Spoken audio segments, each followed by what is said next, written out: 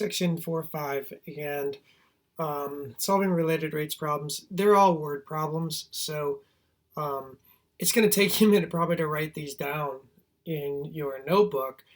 Maybe you want to abbreviate, maybe you want to pause it and write these down, but that's gonna take some time. So I'm going to jump into the problem. So if you need to pause it, stop now, write everything down, and then come back. So you got this problem, and you got some information on this that says, the radius of the circle is decreasing at a constant rate of 4 feet per second. So if I write that out, that would mean the radius is decreasing at 4 feet per second. It says at the instant when the radius of the circle is 9 feet, so when r is equal to 9 feet, and the unit of measure matters because it will help you decide what the quantity is if you're wondering. The question then asks, what is the rate of change of the area? So the question is saying, what is the rate of change of the area? So I kind of always write that and I just make a question mark saying, that's what I need to answer. Now I know this thing is a circle. And I know for a circle, the area is pi times the radius squared. So if I differentiate that, I'd have dA dt is equal to pi times 2r dr dt, because of the variable thing that we talked about yesterday. And so that's the derivative of the area. Now I just have to plug all these things in, and I would then go and use a calculator to round the answer to 3 decimal places. So I would do pi times 2 times 9 times -4. And if I were wondering what this is in, this would be in feet squared per second, because it's the rate of change of the area. That'll be important to know what the unit of measure is for the AP classroom problems. I think the Delta Math problems give that to you already. Okay, so let's look at example 2. Again, pause this if you need to write it down. If you've written it down, I'm going to go through and highlight some things that you need to know and extract some information. So you're dealing with a cylinder. Okay, so you have a cylinder. So it looks something like that. Tells you the height is decreasing at a constant rate of 1 feet per minute. So for height, I'm just going to use the variable h. So dh dt is going down at 1 centimeters per minute. And then this kind of goes on and says the volume is decreasing at a rate of 2,341 cubic centimeters per minute. So dV dt is going to be decreasing at a rate of -2,341 centimeters cubed per minute. At an instant when the height of the cylinder is 10 centimeters, so h is equal to 10 centimeters, and the volume is 577. Volume is equal to 577. What is the rate of change of the radius?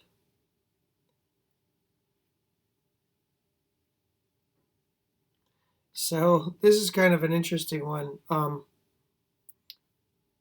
The question asks you, what is the rate of change of the radius on this one? So let's think about this. This is a cylinder.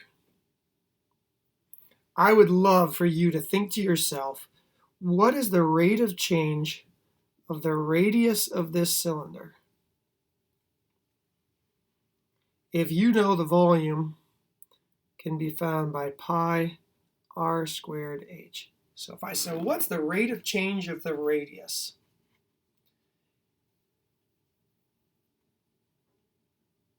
If you think about what the rate of change of the radius is, hopefully you kind of say, well, shoot, the radius in a cylinder is constant. If the radius is constant, what's the rate of change? Hopefully you go, well, the rate of change of the radius would have to be 0 if the radius is constant. And that would be correct. So you got to kind of think about what this particular question is asking. If they gave you some other information, maybe we'd have to differentiate it. But in this particular problem, that's the answer. So that's a pretty important, unique question if you're asked that in Delta Math. I just want to make sure you understand what's going on. Okay, so let's take something like this one. Maybe a little bit more going on here. I hope I have enough room. I'm not sure I do, so I'm going to do my best. So the height of a cone is increasing at a rate of 7 inches per second. So on this one, you're going to have a cone here.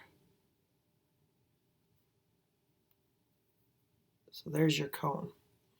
And it tells you the height of this cone is increasing at a rate of 7 inches per second. And that's listed right here. And the volume is increasing at a rate of 592 dV dt, 592 inches cubed per second.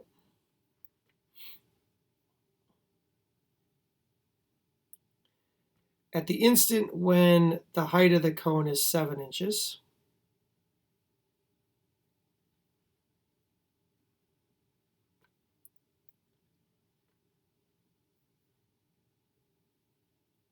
the volume is equal to 135 inches, cubic inches.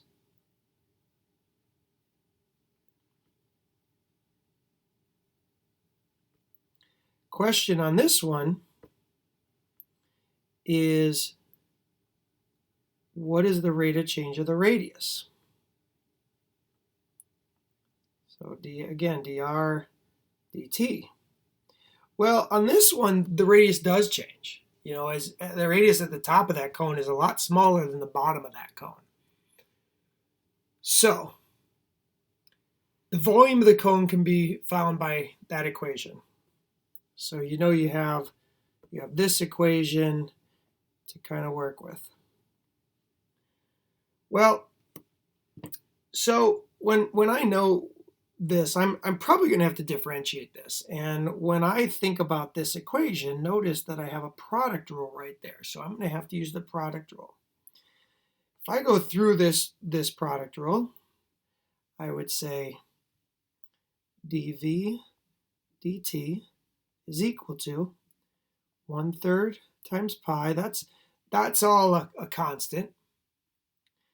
If I differentiate r, I got 2r dr dt times h plus, I still have that 1/3 pi because that's that constant. Now I have r squared, but I have dh dt. Now, one of the things that you notice is you have something to put in for everything. You got something to put in for dh.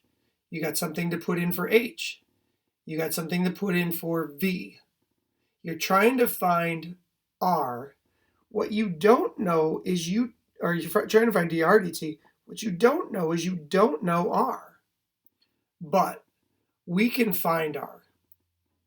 We can find r by using the volume and the volume equation. So what we can do is we can kind of go up here and do some subsequent work, and we can say, well, 135, oops, let me write that a little better. I'll blow this up a little bit. 135 is equal to, you got this volume equation, 1/3 times pi times r squared times 7, because we know that that's the height of that at that specific time. So we can solve this for r. We could say r is equal to, now if hopefully you'll understand where I'm going with this, but I'm really going to have 135 times 3/7 pi. Now I did skip some steps on that, but if you think about what I could do, is I could divide by 7, divide by pi, multiply by 3, and then I would have this, and then take the square root, and that's what r is. That's the value I'm going to put in for r. So let me show you all the pieces that I'm going to put in, and then have you solve it. So let me do some highlighting here. So I'm going to put in 7 for dH/dt, and I'm going to put in 7 here for h. So I'm going to put 7 in there, and I'm going to put it in there. I'm going to put in 592 for dV/dt. And then finally, I am going to put in this value for r right here and right here. When I get done with that, I can solve it and just have dr/dt. So I'm going to do my best to actually do this all in one step because I'm running out of room. Hopefully you can go through the math that's involved in here. But here's what I'd have. I'd have 592, because that's my volume. I would have subtracted that whole quantity that I have, which is 1/2 times pi times r squared, which is 135 times 3 divided by 7 pi. But I'd have that squared, so the square root thing would actually go away, times 7. And then I would divide by everything to just have dr/dt. But I divide by 1/3 times pi times 2 times that value that I found for r, which is 135 times 3/7 pi. I know that that's a nasty calculation, but that's the calculation. That's the algebra that it would go through and solve it, rounding the answer to 3 decimal places. Okay. So let's look at this example. I think I got 2 more examples. It says the volume of a cube. So now I'm dealing with a cube. Hopefully you know that a cube looks like this, where each thing has a side length. Maybe it's all the same. The volume of the cube is decreasing at a rate of 385 feet cubed per second at the instant when the side length of the cube is 5 feet. What is the rate of change of the surface area? So this one's a little different because it's asking what's the rate of change of the surface area of the cube. So we'll call it ds dt. So remember, the surface area is if you were going to paint all the sides, what would it look like?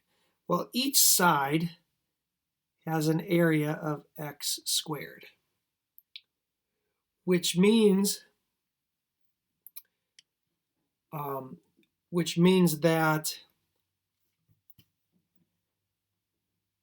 the surface area So call it SA. The surface area is equal to, there's 6 sides, and then you got x squared.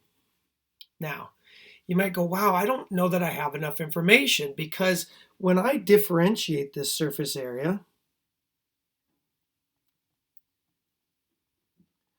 I would get 12x dx dt. Well, we do have x, but we don't have dx dt. But we can go through and find it. And we can find dx dt by using this information.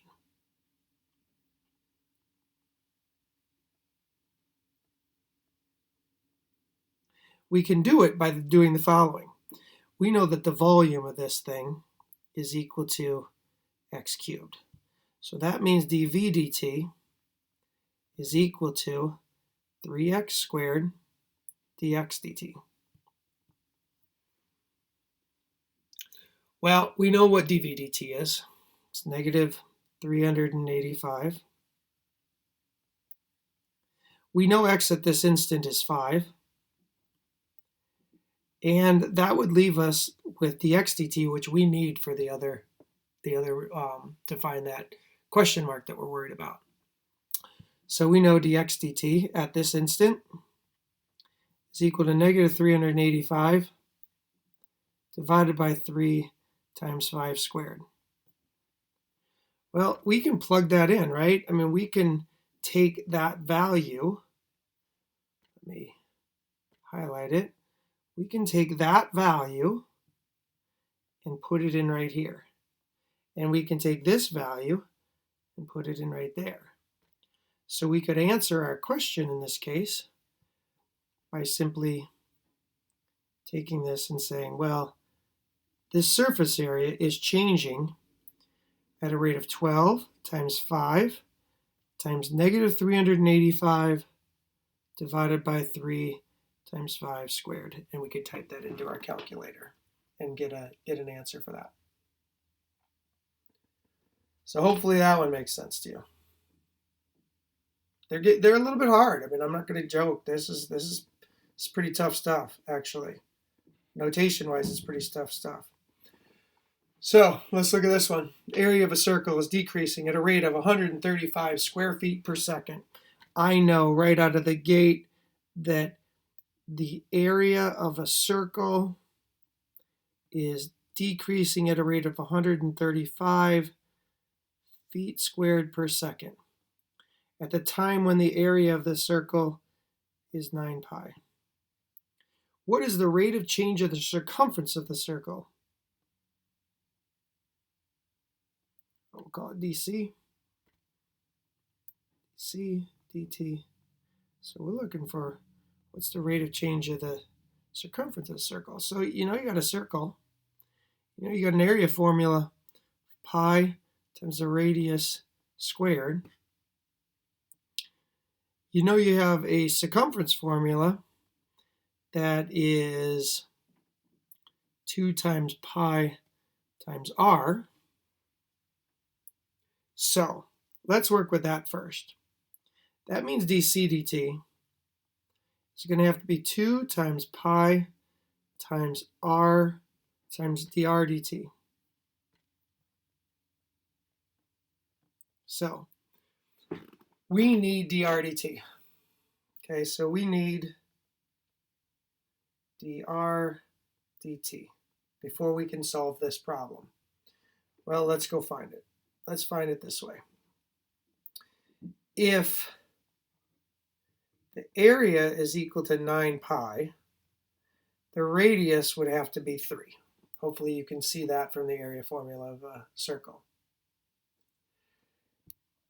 If the area is pi times the radius squared, dA over dt has got to be pi times 2 times r times dr dt if we differentiate it.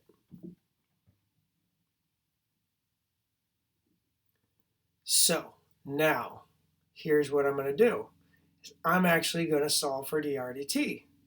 Because I know the area formula, the dA dt is negative 135 pi times 2 times 3 times dr dt. So dr dt is equal to negative 135 divided by, I'll write it as 6 pi. Well, that's what I needed, right? This is going to go in right there. And that's how I can find out what dc dt is, because now I know dc dt is equal to 2 times pi times negative 135 over 6 pi. Since this is circumference, this would be in feet per second. In the previous problem, I don't think I did this one here. This one would have been in feet squared per second.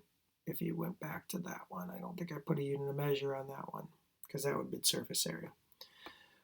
Do your best, go back and look at these and let me know if you have questions.